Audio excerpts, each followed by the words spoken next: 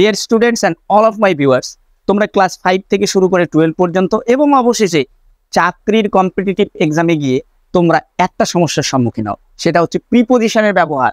সেই তিনটে কুখ্যাত প্রিপোজিশন অ্যাট, ইন এবং অনের ব্যবহার। কেননা আমরা জানি সময় এবং স্থান বিশেষে এদের ব্যবহারগুলো পরিবর্তিত হয়ে যায়। আজকে আমি তোমাদের সামনে এই তিনটের স্পেসিফিক ব্যবহার আমি তোমাদের তুলে ধরব। তো স্টুডেন্ট, অ্যাট, ইন এবং অন এর ব্যবহারকে বোঝার জন্য বা সংক্ষেপে করার জন্য, যাতে আমাদের মনে থাকে তার জন্য আমি প্লেস এবং টাইম আমি দুই ভাগে ভাগ করে নিয়েছি। কেন? প্লেস অর্থাৎ জায়গার ক্ষেত্রে অ্যাট, ইন, অন এই প্রিপোজিশনের ব্যবহার কেমন করে হবে। দেখো, প্রথম যে theory at, a specific point in space, অর্থাৎ একটা নির্দিষ্ট সীমানার নির্দিষ্ট কোনো জায়গা। অর্থাৎ ধরো একটা বিশাল বড় জায়গা একটা আছে বা বিরাট বড় কোনো শহর আছে, তার মধ্যে নির্দিষ্ট কোনো জায়গাকে বোঝাতে গেলে কিন্তু তোমাকে অ্যাটের ব্যবহার করতে হবে। যেমন কি অ্যাট দ্য সিনেমা এবং at the bus stop. Next in, in কখন ব্যবহার করতে হবে? In area that something that's around, এমন একটা জায়গা যার চারদিকে কোনো কিছু ঘিরে আছে। যেমন কি ইন দ্য ক্লাসরুম, ক্লাসরুমের চারিদিকে আমরা জানি দেওয়াল ঘেরা থেকে, ওয়াল ঘেরা থেকে। অথবা ইন দ্য ফরেস্ট, এমন একটা জায়গা কি আছে, ফরেস্ট, আমরা ফরেস্টের মধ্যে আছে, চারিদিকে কি আছে, অর্থাৎ চারিদিকে ফাঁকা জায়গা আছে, বন নেই, শুধুমাত্র ওইখানেই বন আছে।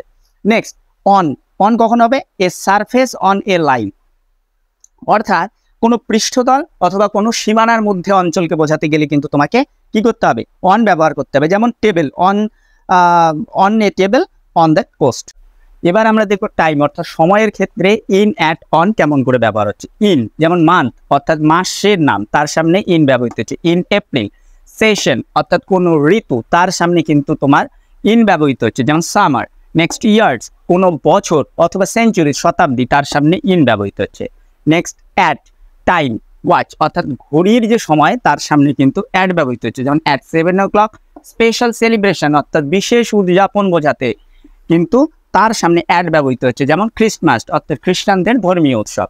নেক্সট আমি চলে যাচ্ছি অন, অন অর্থাৎ ডেজ, কোনো দিনের নাম, তার সামনে কিন্তু অন ব্যবহৃত হচ্ছে। যেমন অন মানডে।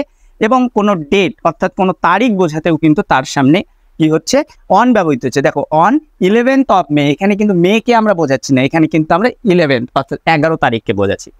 এরপর স্টুডেন্টস একটা জিনিস তোমরা লক্ষ্য করবে যে পার্টস অফ দ্য ডে অর্থাৎ দিনের যে অংশগুলো থাকে, যেমন ধরো তুমি আমরা ভোর বলতে পারি, ডন বলতে পারি, মর্নিং বলতে পারি, নুন, আফটারনুন, ইভিনিং, এইসবের সামনে সাধারণভাবে আমরা দেখছি যে অ্যাট ব্যবহৃত হয়।